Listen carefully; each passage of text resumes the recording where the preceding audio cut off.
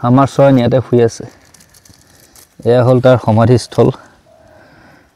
ইয়াতে শুই আছে, এখন গামোচা ঢাকি থোৱা আছে।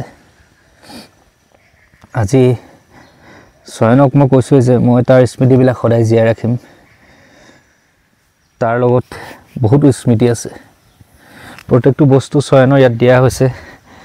এইটো তাৰ খোৱা গাৰুটো, সি খোৱা কাঁহীখন, ফ্লাক্স, এইবিলাক সি বহা টুলখন, সকলোবিলাক থৈ দিয়া আছে। এইবিলাক তাৰ স্মৃতি, প্ৰত্যেকটো বস্তু ইয়াতে আছে। আৰু আমাৰ ছয়ন ধুনীয়াকৈ আজি জিৰণি লৈ আছে। সদায় আহোঁ ছয়নক দেখাবলৈ, আজিও আহিছোঁ যে ছয়ন আমাৰ মাজত সদায় আছে আৰু সদায় থাকিব লাগিব। তাৰ ওচৰলৈ মই যেতিয়া আহিছিলোঁ, এইখন চকীতে সি বহি বহি হাঁহি আছিলে। এইবোৰ তাৰ কাপোৰ, এয়া সকলো সি খোৱা বস্তু, এই বস্তাটো তাৰ বস্তু আছে, খেলা বস্তুবিলাক আছে। এয়া খোৱা কাঁহী বাতি আছে। আচলতে তেওঁলোকে এইবিলাক সকলো সজীৱ কৰি থয়। এইবিলাক বস্তু তাৰ এইটো বেৰা যাব, বেৰাৰ পিছত তাত মেলি থোৱা যাব। তেওঁলোকৰ এইটো নিয়ম হয়। আৰু এয়া হ'ল তাক এখন ধুনীয়া গামোচাই ঢাকি থৈ দিয়া আছে। আৰু এইটো গাৰুটোতে সি শুই আছে।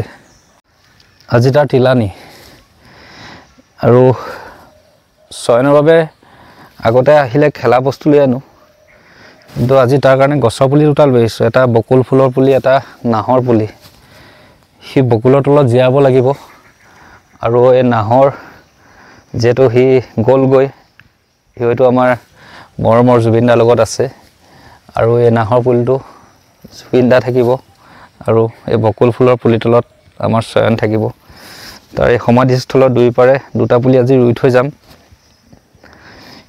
কিনো দিম তাক, দিবলৈ বহুত বস্তুৱে থাকি গ'ল। তাৰ জীৱনটোৱে দিব নোৱাৰিলোঁ। কিন্তু এই বকুল ফুলি আৰু নাহৰ পুলি দুটাৰ মাজতে সি চিৰদিন জীয়াই থাকিব। আহিম, এই বকুল ফুলটো যিমান ডাঙৰ হ'ব, নাহৰ ফুলটো যিমান ডাঙৰ হ'ব, আমাৰ ছয়নো সিমানে ডাঙৰ হ'ব। গতিকে আহক, আজি তাৰ তিলানীৰ দিনাখন এই পুলি দুটাই তাৰ আজি স্মৃতিবিলাক সজীৱ কৰি থৈ যাওঁ। এই দুটা পুলিতে ছয়নৰ আত্মা বিৰাজমান হৈ থাকিব। ছয়নে উমলিব এই দুটা পুলি তলতে। আহক পুলি দুটা ৰুওঁ।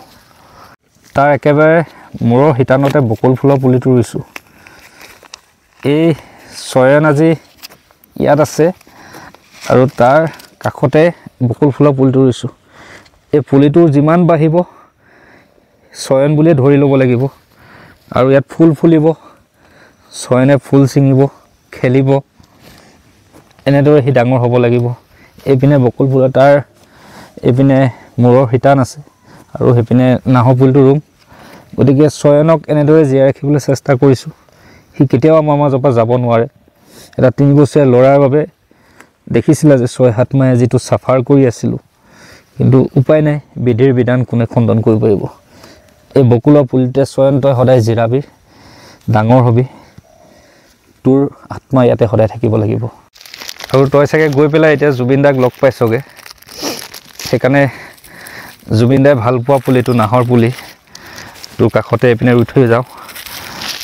তোক জুবিন দাই সদায় ভালদৰে ৰাখিব য'তে আছ তই। এইপিনে নাহৰ পুলিটো ৰুই দিছোঁ। এইটো সদায় পানী দিব দেই, দুটা পুলি। ইয়াত বেৰি দিব ধুনীয়াকৈ বাঁহেৰে বনাই পেলাই, যাতে গৰু ছাগলীয়ে অনিষ্ট নকৰে। ইয়াতে ছয়ন থাকিব। এইপিনে নাহৰ পুলি জুবিন দা, আৰু সেইপিনে বকুলৰ পুলি তলত আমাৰ ছয়ন। এতিয়া ডাঙৰ হ'ব। ইয়াতে আছে ছয়ন।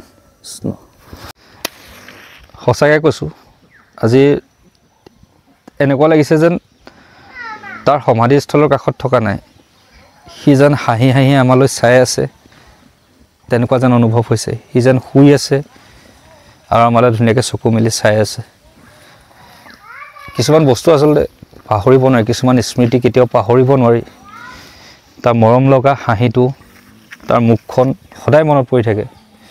যিসকলে ছয়নক প্ৰথমৰ পৰা দেখি আহিছে তেওঁলোকে গম পাব তাৰ লগত কিমান আৱেগ আছিলে।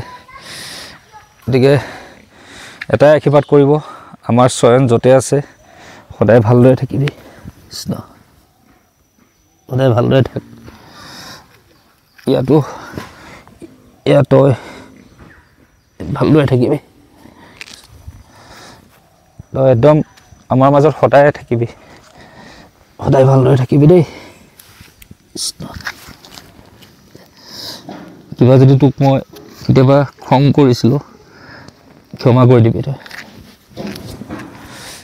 এয়া হ'ল আমাৰ চয়ন, আৰু চয়নৰ বাবে এয়া বকুলৰ ফুলি, বকুলৰ তলত সি উমলিব।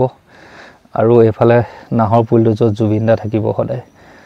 চয়ন, বকুলৰ ফুলি, জুবিন দা তিনিও মিলি ভালদৰে থাকিব। আৰু এই বকুলৰ পুলিটো যিমান ডাঙৰ হ'ব আমাৰ চয়নৰ হাঁহি সিমানে বিৰিঙি থাকিব। চয়নৰ ওচৰলৈ যেতিয়াই আহিছিলোঁ যাবৰ সময়ত সদায় বাই বাই দিছিলোঁ তাক, সি হাঁহি মোক সদায় বিদায় দিছিলে। আজি বাই বাই দি থৈ গৈছোঁ। ভালে থাক তই, আহি থাকিম মই তোৰ স্মৃতি ৰোৱা বকুলৰ পুলিটো, নাহৰ পুলিটো সদায় চাবলৈ আহিম, দেখাই থাকিম অসমৰ ৰাইজক। অসমৰ ৰাইজৰ অন্তৰত তই সদায় আছিলি আৰু সদায় জীয়াই ৰাখিম তোক, কেতিয়াও পাহৰিবলৈ নিদিওঁ, মনত ৰাখিবি। Bye bye.